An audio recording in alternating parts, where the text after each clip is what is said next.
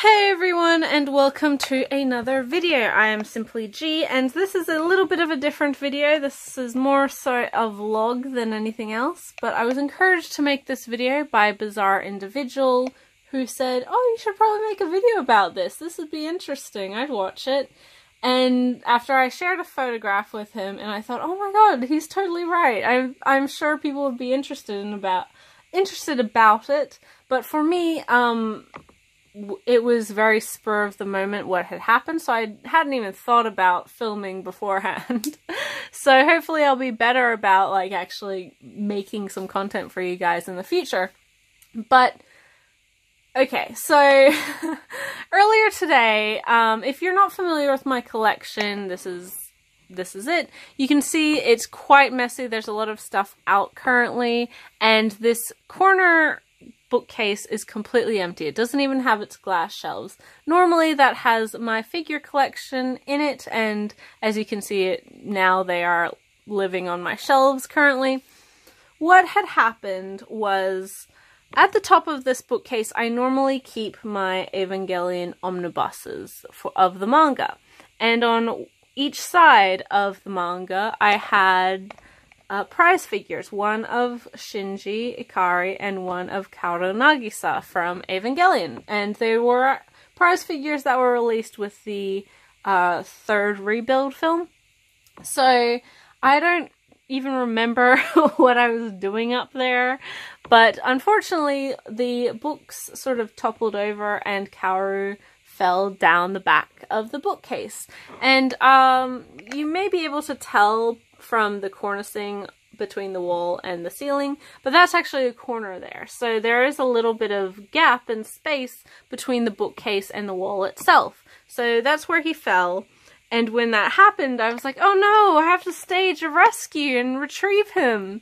So I did, obviously. I had to take out all of my figures, take out the shelves. I actually also removed the door so I could finally disconnect this corner bookcase from the other shelves it was next to and slowly pull it out.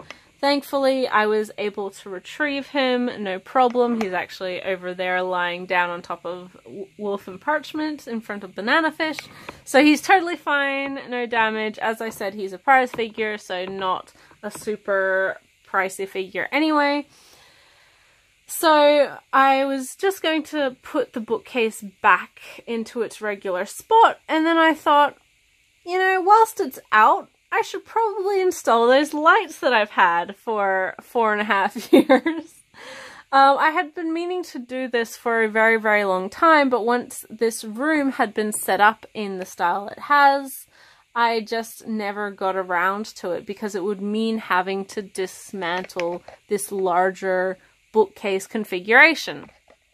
So what I actually managed to do tonight with a little bit of just ingenuity. I'm not always the handiest person, but it's super simple to do. Because my bookcases are from the Billy line from IKEA, they have plywood backs, which means it's super easy to drill through. The style of light that I used was, or have had, was the dioder.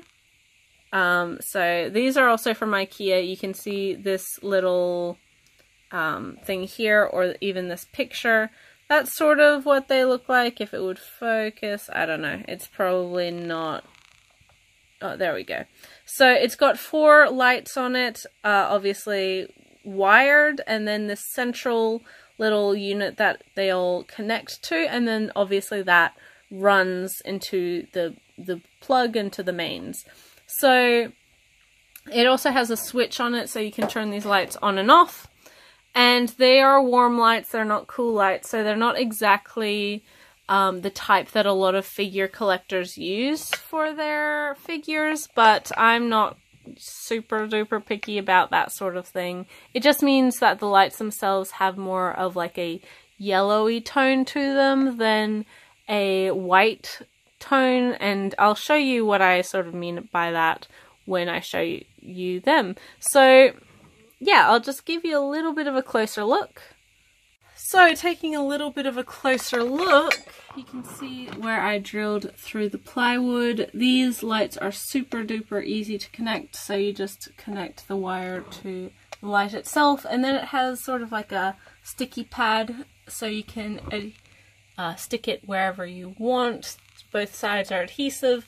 I put 2 on this top level and then 2 on the lower fixed shelf as well. So I found that just one light wasn't quite strong enough for the whole half of the cabinet, so the 2 parts work really, really well. The top here, right up the top here, we also have the switch, which I put just right in between this bracket here, and there is where it's connected to the mains. Ignore the Google Wi-Fi, that's just something that's already there as well. So a little bit of a haphazard thing with some power boards and that, but it works super duper well, thankfully. And here we are with the lights on. As I said, they're quite a warm tone, so more of a yellowish light, and it definitely illuminates this area very, very well, so I'm really happy with them. Not a huge investment. I think the lights themselves were something like $15, $20, if even that. And yeah, still readily available at IKEA as well, so if you're wanting to do something similar to this, it's not a huge project. I did it in less than an hour, and I'm really, really happy with how it turned out. And all done, you can see we have everyone in here, and it's lit up pretty well. I'm super happy about it. I rearranged a little bit. I took out the art book that I used to have down the bottom here because I have more space for art books in a different spot now. So yeah, a little bit. I think this shelf changed the most. But yeah, super duper happy about this. And it was really, really quick and simple. If you were really particular, you can actually cover the wires with like a tape, so they're not as obvious, but I think if you're just looking at it, you don't really even notice them. So yeah, probably maybe something that people are interested in seeing, because I know that a lot of people do collect figures and sort of display them. Usually for figure collections, people use strip lights, they use cool colored lighting, and they use much more than I do on very, like, multiple shelves. But because this is an adjustable shelving system, and I do change them around so much, I didn't want to stick them places that I wasn't really sure might get used, or I don't know, I just wasn't comfortable about putting them anywhere else at this point. But for the spots that they do their job really well, and yeah, let me know, and hopefully maybe this might encourage people for your own small type of reno or projects of this sort. And I'll catch you in the next video, guys. It's very late here. Bye till then.